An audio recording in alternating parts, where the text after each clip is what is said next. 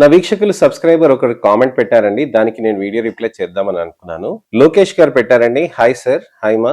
Sir హెవీగా hair fall అవుతుంది sir. అది సెంటర్ లో మెయిన్ గా అలానే హెవీ డాండ్రఫ్ కూడా ఉంది సార్. హెయిర్ ఫాల్ కి ఒక సీరం, డాండ్రఫ్ కి ఒక షాంపూ లాగా అలా యూస్ చేస్తే సరిపోతుందా, లేక ఎలాంటి ట్రీట్మెంట్ తీసుకోవాలి అని అడుగుతున్నారండి. లోకేష్ గారు, చాలా మందికి ఇలాంటి బర్నింగ్ ప్రాబ్లమ్స్ అనేటివి ఉంటాయండి. హెయిర్ ఫాల్ అవుతూ ఉంటది, డాండ్రఫ్ వస్తూ ఉంటది. డాండ్రఫ్ వల్ల హెయిర్ ఫాల్ అవుతుందా అని కూడా ఆలోచిస్తూ ఉంటారు చాలా మంది. డాండ్రఫ్ లేనప్పుడు హెయిర్ ఫాల్ తక్కువగా ఉంటుంది, డాండ్రఫ్ ఉన్నప్పుడు ఎక్కువగా ఉంటుంది హెయిర్ ఫాల్. ఇలాంటప్పుడు మనం ట్రీట్మెంట్స్ తీసుకోవచ్చా లేదా, ఎలాంటి ట్రీట్మెంట్స్ తీసుకోవాలి అనే దాని గురించి మీరు ఆలోచిస్తున్నారని అంటే, ఈ అవేర్నెస్ వీడియో తోటి మీ అనేక సందేహాలకి, అపోహలకి, ప్రశ్నలకి జవాబు దొరుకుతుందని ఆశిస్తున్నాను.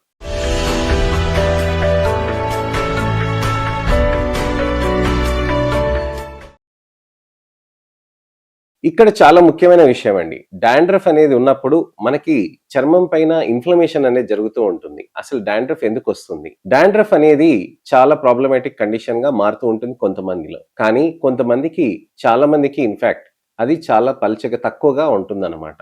ఎక్కువ ఇన్ఫ్లమేషన్ అనేది జరగదు. ఎందుకు వస్తుంది అసలుకి డాండ్రఫ్? మనకి జెనెటిక్ పరంగా కానీ, ఎన్వైరన్మెంటల్ పరంగా కానీ, స్ట్రెస్ పరంగా కానీ, హార్మోనల్ పరంగా కానీ ఏదైనా వేరియేషన్స్ వచ్చినప్పుడు చర్మంలో ఉన్న ఆయిల్ గ్రంథులు ఏవైతే ఉంటాయో అవి ఎక్కువ యాక్టివిటీ చేస్తుందన్నమాట. దాన్నే హైపర్ యాక్టివ్ సెబేషియస్ గ్లాండ్స్ అని అంటాం. హైపర్ యాక్టివ్ సెబేషియస్ గ్లాండ్స్ అయినప్పుడు అదేమవుతుంది, ఆ సీబేషియస్ గ్లాండ్ ఏం పని చేస్తుంది, సీబమ్ ని ప్రొడక్షన్ చేస్తుంది. సీబమ్ ని ప్రొడక్షన్ చేసినప్పుడు ఆ సీబమ్ అంతా మన చర్మం పైకి వస్తూ ఉంటుంది. మన చర్మం పైన తేమ వస్తుంది చూడండి, ఆయిల్, అదే సెబేషియస్ గ్లాండ్స్ తోటి వస్తుంది అనమాట. సో ఈ సెబేషియస్ గ్లాండ్స్ ఎప్పుడైతే సీబమ్ ని ప్రొడక్షన్ చేసి చర్మం పైన ఎక్కువగా ప్రొడక్షన్ చేస్తుందో అక్కడ మాలసీజియా అని ఒక ఫంగస్ ఉంటుందండి. ఆ ఫంగస్ అనేది ఏమవుతుందనంటే ఆ చర్మం మీద ఉన్న ఆయిల్ తోటి కొద్ది కొద్దిగా తిని దానికి న్యూట్రిషన్ పరంగా పనిచేస్తుంది అనమాట. అంటే మాలసీజియాకి అది ఒక ఫుడ్ అన్నట్టుగా. మరి ఫుడ్ ఎక్కువ ఉన్నప్పుడు ఫంగస్ ఏం చేస్తుంది, విపరీతంగా ప్రొలిఫరేషన్ అవుతుంది అనమాట. ఎక్కువ నంబర్లోకి ప్రొడక్షన్ అయిపోతుంది. సో మాలసీజియా అనేది ఫంగస్ ఎక్కువగా అయిపోవటం తోటి చర్మం పైన చుండ్రు వస్తుంది. అసలు మాలసీజియా, చుండ్రు ఏంటి విషయం, అసలు సంబంధం ఏంటి అని ఆలోచిస్తూ ఉంటారు. మాలసీజియా ఫంగస్ అనేది normal flora of the skin. మన పేగుల్లో లాక్టోబాసిలస్ ఉంటుంది చూడండి. లాక్టోబాసిలస్ అనేది మన పెరుగులో కానీ లేకపోతే పాలల్లో కానీ మనకి కొద్దిగా ఉంటుంది. ఈ లాక్టోబాసిలస్ ఉండటం తోటి మన పేగుల్లోకి వెళ్ళి మంచిగా లాక్టోబాసిలస్ ఫ్రెండ్లీ బ్యాక్టీరియాగా పేరుకుపోతుంది. ఈ ఫ్రెండ్లీ బ్యాక్టీరియా ఉన్నప్పుడు ఏమవుతుందనంటే మంచిగా ఉన్న బ్యాక్టీరియా మంచిగా స్ట్రెంథెన్ అయ్యి మంచి వైటమిన్ B12 డైజెషన్ కి హెల్ప్ చేస్తుంది. ఇలా చేయటం తోటి normal flora of the gut కి మనకి బెనిఫిట్ వస్తూ ఉంటుంది. ఈ normal flora of the gut కి మనకి బెనిఫిట్ వచ్చినప్పుడు మనకి మంచి బెనిఫిట్స్ ఉంటాయి. అయితే ఫంగస్ కూడా స్కిన్ పైన ఆ విధంగా బెనిఫిట్ చేస్తుంది. ఏ విధంగా, హార్మ్ఫుల్ బ్యాక్టీరియా కానీ వైరస్ కానీ అక్కడ పేరుకోకుండా, అక్కడ రాకుండా కాపాడుతూ ఉంటుంది. సో ఈ బెనిఫిషియల్ ఫంగస్ ఏదైతే ఉందో ఎక్కువ నంబర్ పెరిగిపోతూ ఉంటుంది. కానీ ఎక్కువ నంబర్ ఉన్నప్పుడు మనకి ఎప్పుడైనా కానీ అంతే కదండి, ఇబ్బందే కదా. ఏదైనా ఎక్సెస్ లో ఉన్నప్పుడు ఇబ్బందే కదా.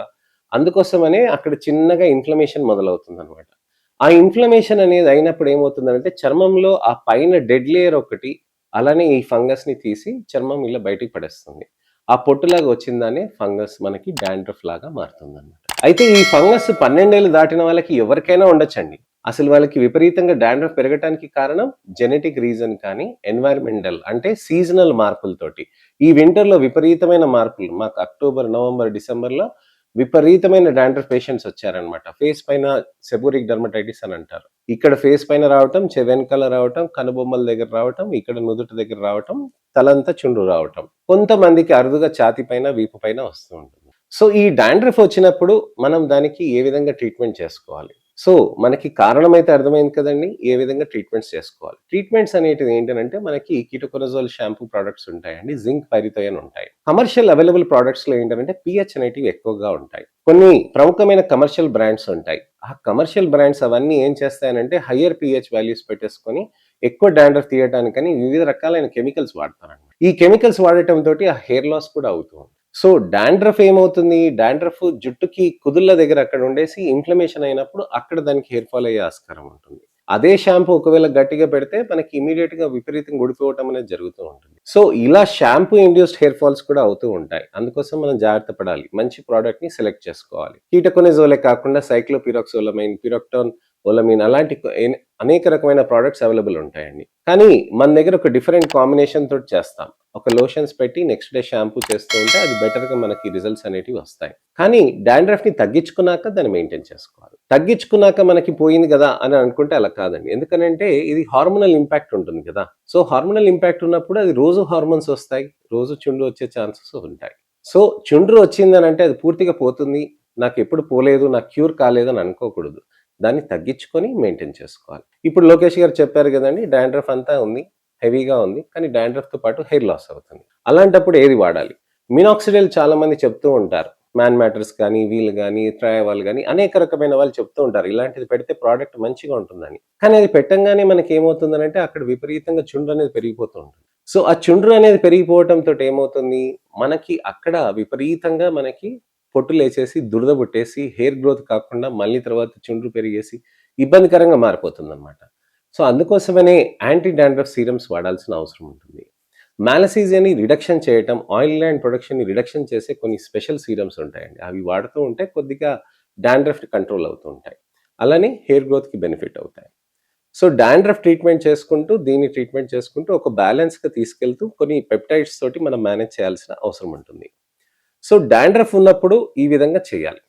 మరి ట్రీట్మెంట్స్ ఏమేం చేసుకోవచ్చని అడిగారు లోకేష్ గారు. ట్రీట్మెంట్స్‌లో మనకి పీఆర్‌పీ, జీఎఫ్‌సీ, మీసోస్ అని ఉంటాయండి. చాలా మంచి బెనిఫిషియల్ ప్రొసీజర్స్ ఇవి. పీఆర్‌పీ అనంటే మీ ఓన్ బ్లడ్ తోటి చేసే ప్రొసీజర్స్. మీ ఓన్ బ్లడ్ తీసుకొని ప్లేట్లెట్స్ అనే కణాల్ని కాన్సంట్రేట్ చేసి, అక్కడ మనకి ప్లాస్మా అనేది చేయటంతోటి మనకి కణాలుంటాయి. ప్లేట్లెట్స్ కణాలనేటివి. ఆ ప్లేట్లెట్స్ కణాలను కాన్సంట్రేట్ చేసినాక, ఆ ప్లేట్లెట్స్ కణాల నుంచి గ్రోత్ ఫ్యాక్టర్స్ రిలీజ్ అవుతాయి.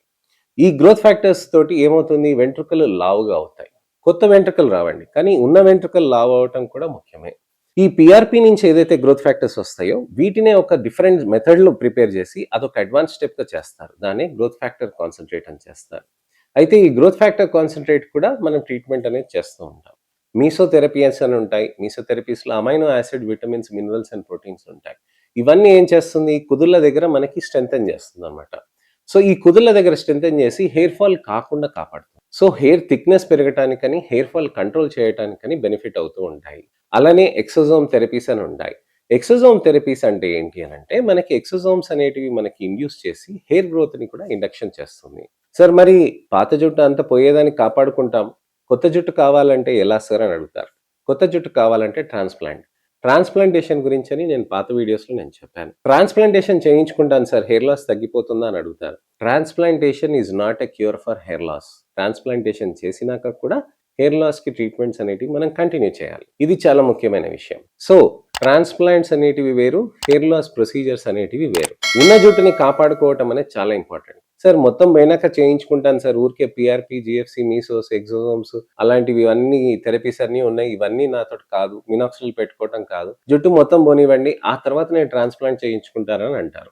ట్రాన్స్‌ప్లాంటేషన్ చేయాలి అనంటే మనకి చాలా సింపుల్ ప్రాసెస్ అండి. ఇక్కడి నుంచి వెంట్రుకలు తీసి ఇక్కడ పెడతాం. కానీ మీకు ఇక్కడి నుంచి ఈ భాగం వరకు పూర్తిగా కావాలి అనంటే దాదాపుగా 8,000, 10,000 దాకా గ్రాఫ్ట్స్ అవసరం ఉంటాయి. అన్ని గ్రాఫ్ట్స్ మీకు ఇక్కడ ఉండాలి. అన్ని గ్రాఫ్ట్స్ ఇక్కడ ఉండక తర్వాత గడ్డం నుంచి ఛాతీ మీద నుంచి తీయాలనమాట. సో, అన్నీ తీస్తూ పెట్టిపోతే కూడా మనకి నేచురల్ టెక్స్చర్ లాగా మనకి రాదు. సో, నేచురల్ టెక్స్చర్‌గా ట్రాన్స్‌ప్లాంట్ తోటొస్తుంది కానీ, పూర్తిగా మీకేదైతే డెన్సిటీ ఉందో దానంతలాగా రాదనమాట. సో, అందుకోసమే నేనదే అంటాను. పీఆర్‌పీ, జీఎఫ్‌సీ, మీసోస్ చేసుకుంటూ ఉన్న జుట్టుని కాపాడుకోవాలి. ఆ తర్వాత ట్రాన్స్‌ప్లాంటేషన్ కావాలంటే చేసుకోవచ్చు. సో, ఇది విషయం. ఉన్న జుట్టుని ఎప్పుడైనా కాపాడుకోవాలనేది వెంట్రుకలు కాపాడుకోవాలనే దాని గురించని నేనెప్పుడు చెప్తూ ఉంటానండి. ఇంకేమన్నా ప్రశ్నలున్నా కానీ, సందేహాలున్నా కానీ, అపోహలున్నా కానీ డీటెయిల్‌గా పెట్టండి. అసలు మీకెప్పటి నుంచి హెయిర్ లాస్ అవుతుంది? ఏ విధంగా చేస్తున్నారు? ఏమైనా ప్రొడక్ట్స్ వాడుతున్నారా? ఈ ప్రొడక్ట్స్ వాడుతున్నాను, ఆన్‌లైన్‌లో తీసుకున్నానని కూడా చాలామంది చెప్తూ ఉంటారు. అలాంటివేమైనా ఉన్నాయంటే ఆ ప్రొడక్ట్స్ డిస్క్రిప్షన్ ఇవ్వండి. దాని ప్రకారంగా నేను చెప్తాను. ఏది పని చేస్తుంది, ఏది కాదు అని చెప్పేసి. ఏ విధంగా మనం ప్రొడక్ట్స్ వాడాలి, ఏ విధంగా ట్రీట్మెంట్స్ తీసుకోవాలనే దాని గురించని నేను మీకు వివరించాను. ఈ ఇన్ఫర్మేషనల్ అవేర్‌నెస్ వీడియోని మీరు లైక్ చేసి అందరికీ షేర్ చేస్తారని ఆశిస్తున్నాను. ఎవరికైనా హెయిర్ ఫాల్ అవుతూ వాళ్ళకి క్వాలిటీ ఆఫ్ లైఫ్, కాన్ఫిడెన్స్ తగ్గుతుందనంటే వాళ్ళకి వీడియోని షేర్ చేసి ఫస్ట్ నుంచి లాస్ట్ దాకా చూడమని చెప్పండి. తప్పకుండా మంచి ట్రీట్మెంట్ ఆప్షన్స్ ఉంటాయని భుజం తట్టి చెప్పండి. మంచి ట్రీట్మెంట్ తీసుకొని మంచి కాన్ఫిడెన్స్ అలానే మంచి వెంట్రుకలు కూడా గ్రో చేసుకోవచ్చు. నెక్స్ట్ ఇన్ఫర్మేషనల్ అవేర్‌నెస్ వీడియో తోటి మళ్ళీ నేను మీ ముందుకు రావాలంటే నా ఛానెల్‌ని సబ్స్క్రైబ్ చేసుకోండి. నోటిఫికేషన్ బటన్ నొక్కండి. నెక్స్ట్ వీడియోలో మళ్ళీ కలుస్తాను. అంతవరకు సెలవు. నేను మీ doctor Raj Kiret, Celesti skin laser and hair clinic, Jubilee Hills, LB Nagar, Kokapet మరియు సన్ సిటీలో chief and founder dermatologist and hair transplant సర్జన్గా ప్రాక్టీస్ చేస్తున్నానండి. నమస్తే.